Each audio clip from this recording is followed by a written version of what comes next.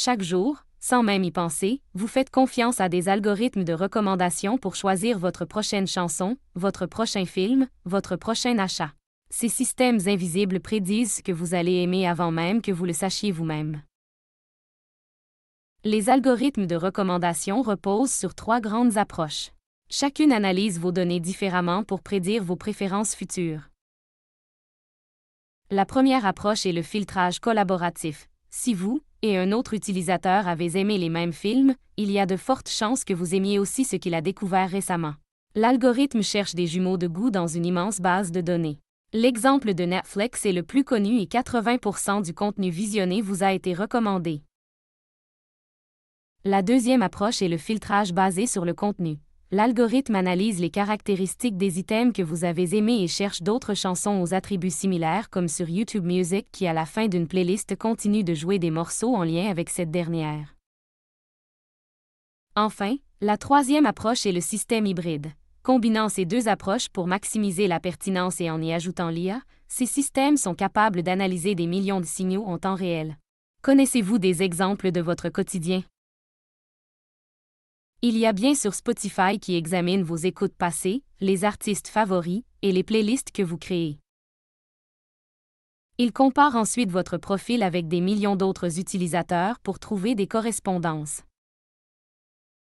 Chaque lundi, 30 chansons uniques apparaissent dans « Découverte de la semaine », basée sur cette analyse hybride complexe. L'incontournable Amazon avec ses recommandations, fréquemment achetées ensemble, génère environ 35% du chiffre d'affaires de l'entreprise. Et il y a TikTok qui analyse non seulement ce que vous aimez, mais aussi combien de temps vous regardez chaque vidéo, si vous la revoyez, si vous la partagez.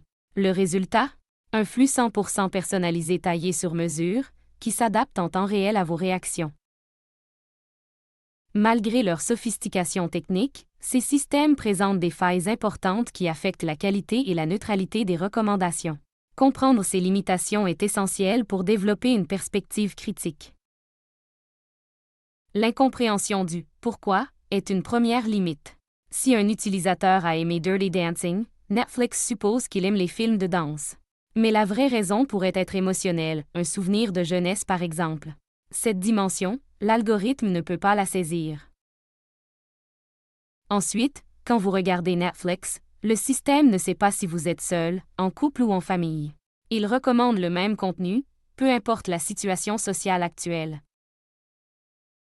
Enfin, l'absence de communication naturelle est aussi une limite importante. Il serait si facile d'exprimer nos intentions du moment. L'algorithme ne comprend que les clics, les étoiles et les durées de visionnage. En plus des limites, il y a les angles morts, ces aspects invisibles mais qui ont un impact majeur sur les recommandations. Le premier, ce sont les recommandations qui ne sont pas toujours neutres. Les annonceurs peuvent payer pour que leur contenu soit mis de l'avant, ce qui biaise l'algorithme. Aussi, il y a le phénomène des bulles de filtrage qui enferment les utilisateurs dans leurs préférences existantes, plutôt que d'encourager l'exploration, la découverte inattendue et la diversité culturelle qui se nomme la sérendipité. Comprendre le fonctionnement et les limites des algorithmes de recommandation, c'est reprendre un peu de contrôle sur nos choix numériques. Ces systèmes sont puissants, mais imparfaits. Maintenant, à vous de reprendre le contrôle.